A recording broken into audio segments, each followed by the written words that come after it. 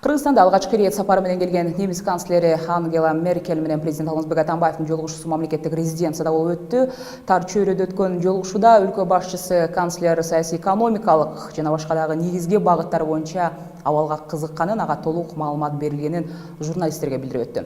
Өз кезегинде Меркел айым чакан жана кооз өлкө Кыргызстанга ар дайым колдоо көрсөтөөрүн айтып, Кыргызстанды алыска кеткен экономикалык жол күтүп тургандыгын белгиледи. Мындан тышкары Атамбаев Европа менен Орусияны Мунасага келүүгө чакырык жасаганындагы Меркел журналисттер менен болгон жолугушууда алардын суроолоруна жооп берип жатып билдирди.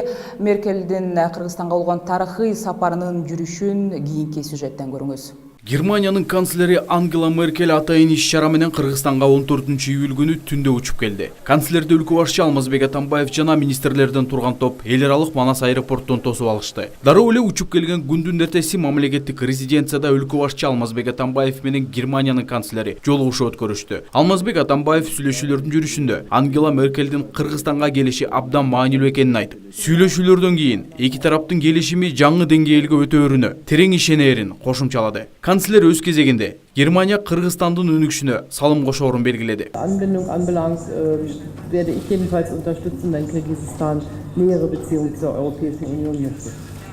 Dankeschön. Бул сөздөр жаңыргандан кийин өлкө башчысы менен канцлер жабык эшик артында сүйлөшүүлөрдү жүргүзүү үчүн кетишти. Сүйлөшүүлөр жүрүп бүткөн соң гана алар максалык маалымат каражаттарына жабык эшик артында жүргүзүлгөн маек тууралуу бөлүшүштү. Я хочу сказать, что мы очень конструктивно, очень... Гуманитардык, соода-экономикалык жана дагы башка маселелер боюнча талкуу болду. Ага катар биз диний коопсуздук тууралуу дагы сүйлөшүүлөр жүргүздүк. Ошондой эле сүйлөшүүлөрдүн алкагында Украинадагы жаңжал жана Орусияга карата жүргүзүлгөн санкциялар жөнүндө дагы сөз козгодук.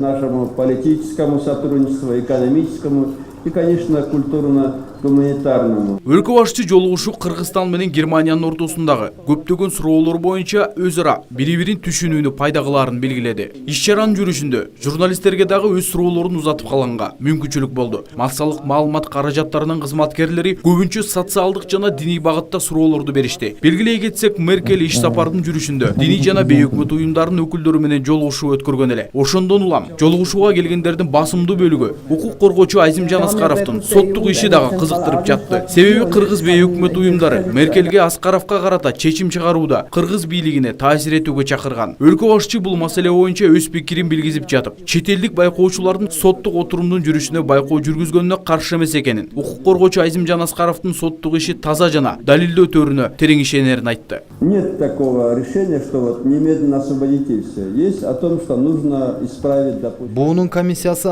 Жана Аскаровду бошотуп эмес, анын камалып жаткан жериндеги бардык шарттарды карап берүүнү жана укуктарын калыбына келтирүүнү суранган. Эгерде адамдын күнөөсү далилденген болсо, аны бошотуу жөнүндө кептин кереги жок. Соттун чыгарган чечимин күтөбүз. Решение комитета ООН, подчиняясь этому решению.